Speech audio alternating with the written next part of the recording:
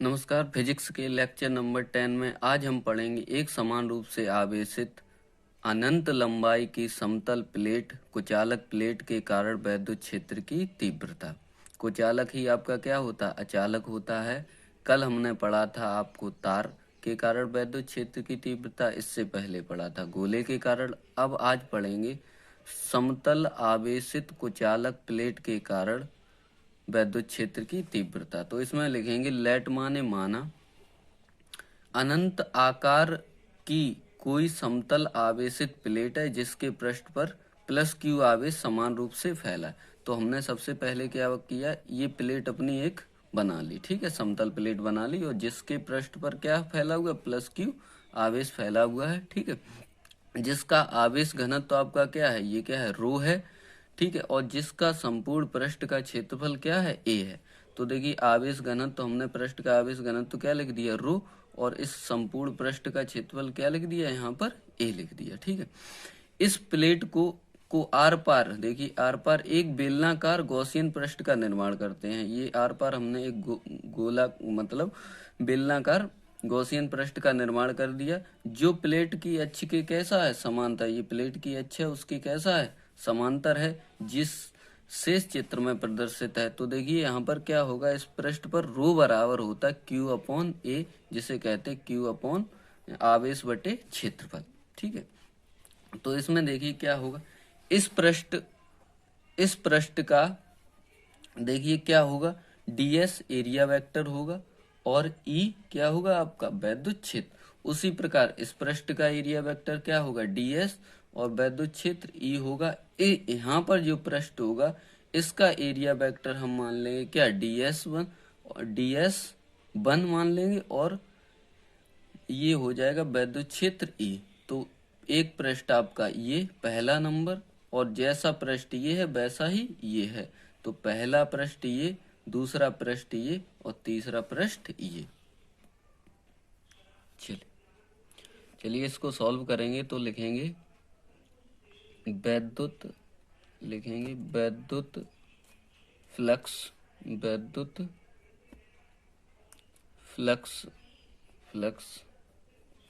की परिभाषा से, यहाँ लिखेंगे वैद्युत फ्लक्स की परिभाषा से, तो लिखेंगे गॉसियन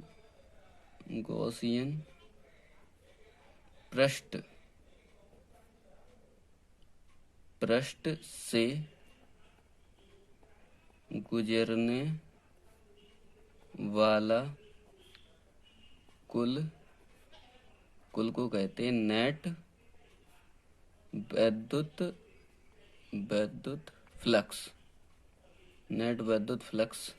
फाई बराबर क्या हो जाएगा, फाई बराबर देखिए कितने पृष्ठ हैं, एक पहला पृष्ठ ये, तो φ1 प्लस φ2 दूसरा पृष्ठ ये, प्लस φ3, ठीक है।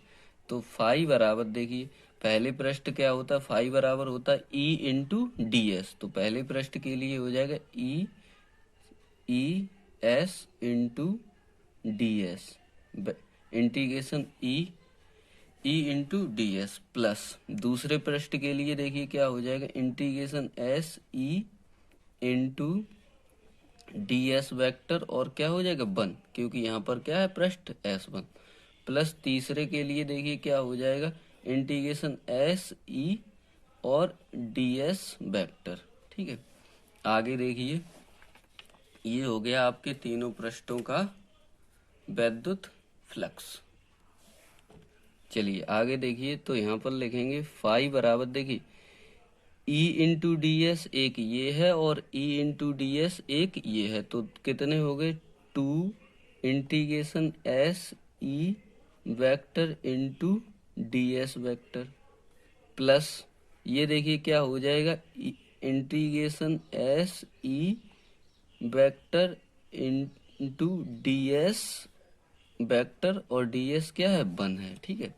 आपको पता है फाई बराबर जब वेक्टर हटाते हैं तो क्या लगता है, S E D S cos theta, plus यहाँ पर भी integration S E D S 1 cos theta, cos theta.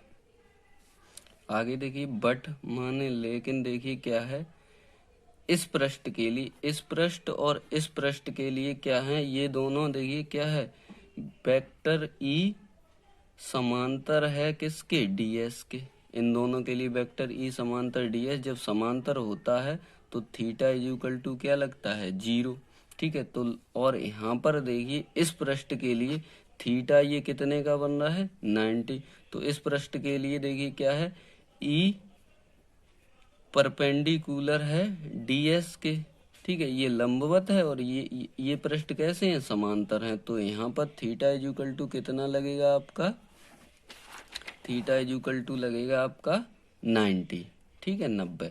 देखिए समांतर के लिए 0, परपेंडिकुलर के लिए 90 मान लगा दीजिए। देखिए क्या हो जाएगा, तो देखिए phi is equal to 2 integration S E और ds cos 0 plus integration S E ds cos थीटा की जगह इसमें क्या लग जाएगा, 90, और ये क्या था, S1 cos 90। cos 0 का मान कितना होता है, 1। तो फाई इज इक्वल टू हो जाएगा 2 इंटीग्रेशन एस ई और ds और cos 0 का मान 1 प्लस इंटीग्रेशन एस ई ds1 और cos 90 का मान होता है 0। जब इसका 0 में मल्टीप्लाई करेंगे तो ये तो आ जाएगा आपका क्या, 0, और ये हो जाएगा फाई बराबर 2 इंटीग्रेशन एस ई ds। ठीक है, ये आपकी हमने बताया था कहाँ आ जाती है, बाहर। तो फाई इज इक्वल टू हो जाता है 2e और इंटीग्रेशन s और ds। ठीक है, बट देखिए क्या है, इंटीग्रेशन s और ds का मान होता है आपका a, किसके लिए, प्लेट के लिए, प्लेट के लिए, प्लेट के लिए कितना होता है, a क्या होता है, क्षेत्रफल, a क्या होता है, क्षेत्रफल। देखिए क्या है, गोले के लिए 4πr² लगाते हैं, तार के लिए SDS का मान 2πrl लगाते हैं, आयताकार प्लेट के लिए a लगाते हैं और a का मान होता है क्षेत्रफल, लगा दीजिए। तो फाई इज इक्वल टू हो गया 2e और SDS की जगह a। ठीक है, यहाँ पर कर दीजिए, ये आपका आ गया। बट आगे देखिए क्या कर सकते हैं, फाई का मान होता है Q/ε0, लगा दीजिए क्या है, तो देखिए फाई की जगह क्या लगाएंगे, Q/ε0, तो Q/ε0 बराबर 2EA। ठीक है, 2EA। अब आपको निकालना क्या है विद्युत क्षेत्र की तीव्रता। तो E को तो आपने यही रखा, E बराबर देखिए क्या हो गया, Q/ε0 2 और A। ठीक, बट देखिए क्या है, but Q/A is equal to होता है रो, एरिया घनत्व। तो इस Q/A की जगह हमने क्या लगा देंगे, रो। तो E बराबर हो जाएगा रो अपॉन 2ε0, और यही आयताकार प्लेट के लिए विद्युत क्षेत्र की तीव्रता होती ρ/2ε0। धन्यवाद। मोस्ट इम्पोर्टेंट आपकी यह है विद्युत फ्लक्स।